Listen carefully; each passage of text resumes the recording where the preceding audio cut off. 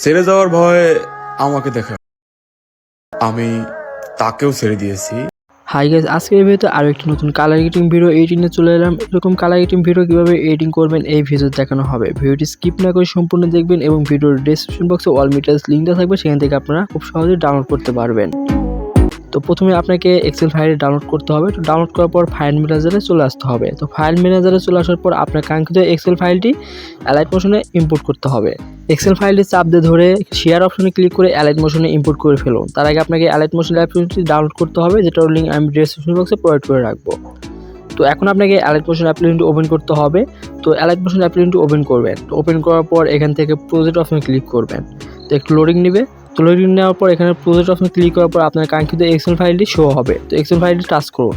তো এক্সেল ফাইলটি টাচ করার পর এরকম একটি ইন্টারফেস শো হবে। তো এখান থেকে খুব সহজেই কালার এডিটিং ভিডিও এডিটিং করতে পারবে। তো এখন আপনাকে প্লাস আইকনে ক্লিক করতে হবে। তো প্লাস আইকনে ক্লিক করে মিডিয়া থেকে আপনার কাঙ্ক্ষিত ভিডিওটি সিলেক্ট করুন।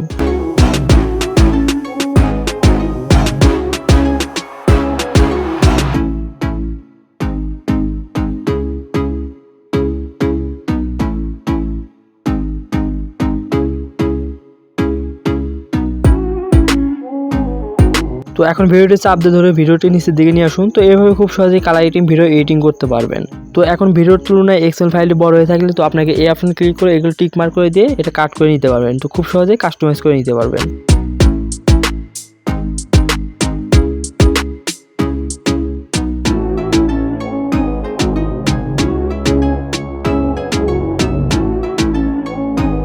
এখন ভিডিওটি সেভ করার জন্য উপরে শেয়ার আইকনে ক্লিক করতে হবে। তো এখান থেকে এক্সপোর্ট অপশন ক্লিক করবেন। এক্সপোর্ট অপশন ক্লিক করে আপনার গ্যালারিতে সেভ হয়ে যাবে। তার জন্য কিছুক্ষণ অপেক্ষা করতে হবে।